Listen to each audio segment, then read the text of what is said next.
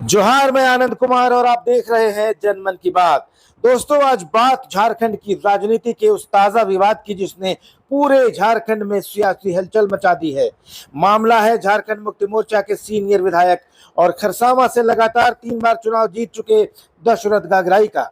झारखंड के मुख्य निर्वाचन अधिकारी के रवि कुमार ने उनके खिलाफ लगाए गए गंभीर आरोपों की जांच का आदेश दिया है। आरोप यह है कि दशरथ गागराई ने विधानसभा चुनाव लड़ने के लिए फर्जी पहचान पत्र और फर्जी शैक्षणिक दस्तावेजों का इस्तेमाल किया है। शिकायतकर्ता का नाम है लालजी राम तियू, जो एक भूतपूर्व सैनिक बताए जाते हैं। लालजी राम का दावा है कि आज जिनको हम दशरथ गागराई के नाम से जानते हैं, वे असल में उनके बड़े भाई रामकृष्ण गागराई हैं। यानी विधानसभा में बैठा व्यक्ति असली दशरथ गागराई नहीं है, बल्कि फर्जी पहचान के सहारे 3 बार चुनाव जीत चुका है। लालजी राम तियू ने हलफनामा देकर यह शिकायत भारत के मुख्य निर्वाचन आयुक्त से की। उसके बाद वहां से यह मामला झारखंड के मुख्य निर्वाचन अधिकारी को फॉरवर्ड किया गया और मुख्य निर्वाचन अधिकारी ने इसे गंभीर मामला मानते हुए सरायकेला खरसावां के डीसी नीतीश कुमार सिंह को जांच के लिए भेज दिया है। अब डीसी इस बात की जांच करेंगे कि क्या दशरथ गागराई का जन्म प्रमाण पत्र सही है, उनका शैक्षणिक रिकॉर्ड कैसा है, नामांकन पत्र और शपथ पत्रों की सबकी गहन जांच की जाएगी।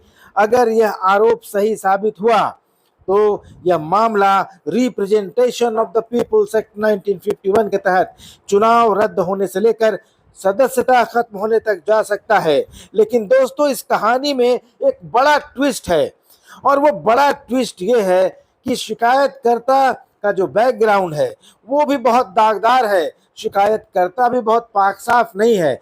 क्या है उनके खिलाफ शिकायत और क्या है शिकायतकर्ता लालजी राम तियू की पृष्ठभूमि, उस पर आएंगे बाद में। लेकिन पहले ये जान लेते हैं कि लालजी राम तियू ने जो शिकायत की है भारत निर्वाचन आयोग को, उसमें उन्होंने क्या कहा है। दोस्तों, लालजी राम तियू ने जो शिकायत की है मुख्य निर्वाचन आयुक्त भारत निर्वाचन आयोग को, 11/8/2025 के डेट में उन्होंने शिकायत भेजी थी और उन्होंने लिखा था कि सविनय निवेदन है कि दिनांक 28/7/2025 को मैंने खरसावां विधानसभा क्षेत्र के वर्तमान विधायक श्री दशरथ गागराई के संबंध में एक शिकायत दर्ज कराई थी। अब कुछ विश्वसनीय सूत्रों से प्राप्त जानकारी के अनुसार इस मामले में और भी गंभीर अनियमितताएं प्रकाश में आई हैं। तियू ने लिखा है कि प्राप्त जानकारी के अनुसार वर्ष 1992 में रामकृष्ण गागराई, जो वर्तमान में दशरथ गागराई के नाम से विधायक हैं, उनको सीआरपीएफ में बल संख्या 93114035 के अंतर्गत सिपाही के पद पर नियुक्त किया गया था।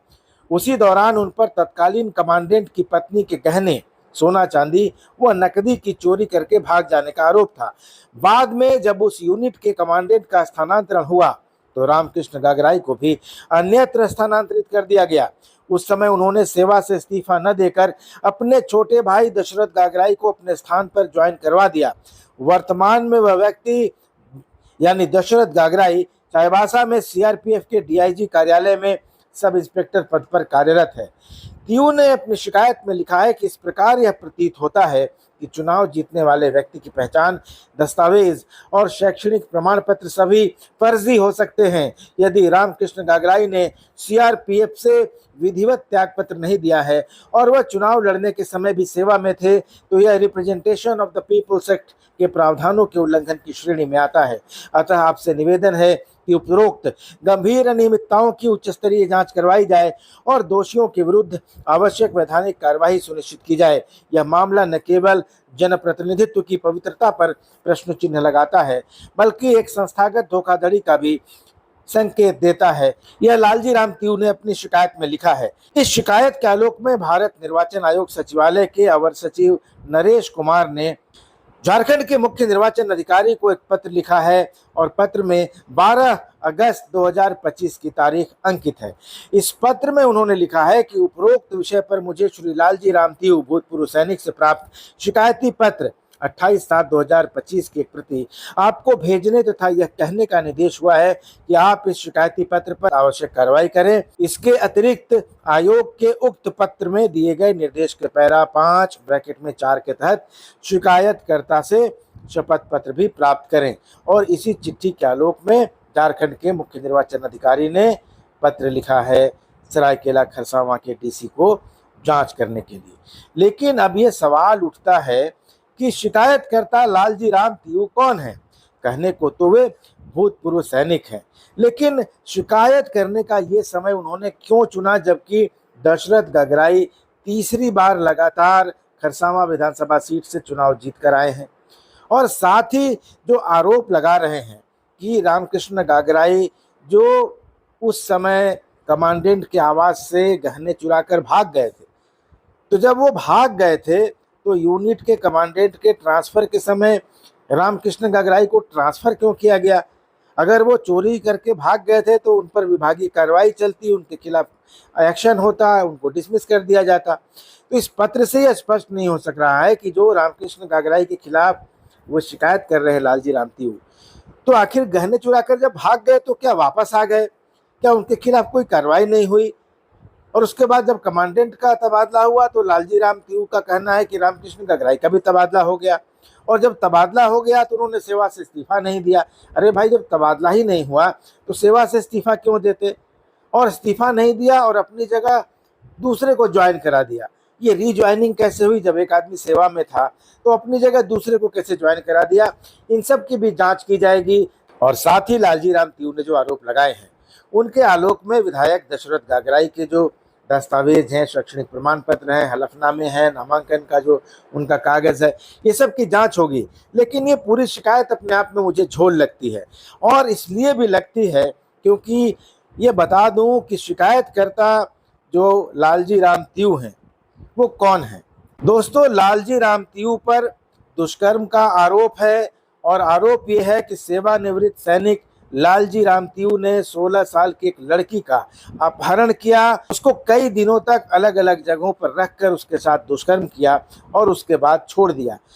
2018 का ये मामला है, और इस मामले में चाईबासा के प्रथम अपर जिला और सत्र न्यायाधीश की अदालत ने 56 साल के सेवानिवृत्त सैनिक लालजी राम तीऊ को नाबालिग का अपहरण और उसका रेप करने के मामले में दोषी करार दिया था, और 12 साल के सश्रम कैद की सजा सुनाई थी, और अदालत ने लालजी राम तीऊ पर 20,000 रुपये का जुर्माना भी लगाया था।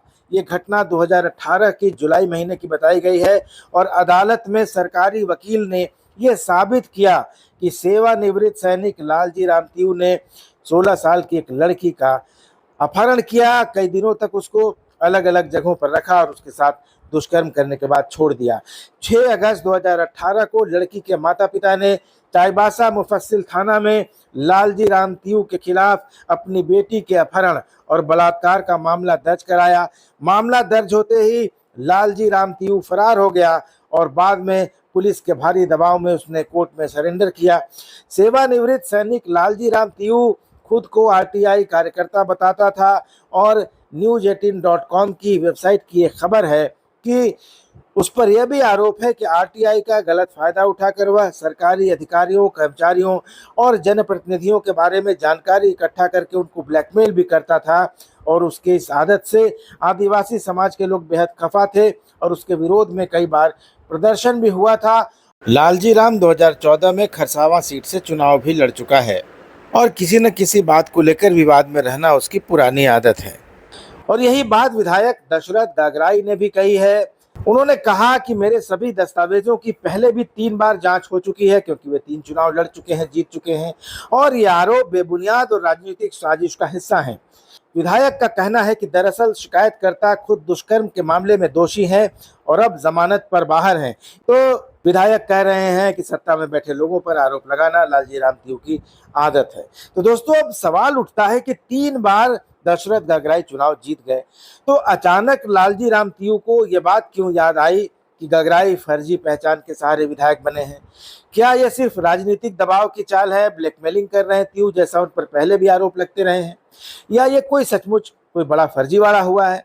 दोस्तों, सच्चाई तो जांच के बाद सामने आएगी, लेकिन जब शिकायतकर्ता की पृष्ठभूमि ही आगी रही हो, दुष्कर्म जैसे गंभीर आरोप हों, आरटीआई और ब्लैकमेलिंग के आरोप हों, निचली अदालत से सजा हो चुकी हो और वे फिलहाल जमानत पर हों, तो ये अंदाज़ा नहीं लगाया जा सकता कि क्या उनके आरोप सच्चे हैं या नहीं हैं।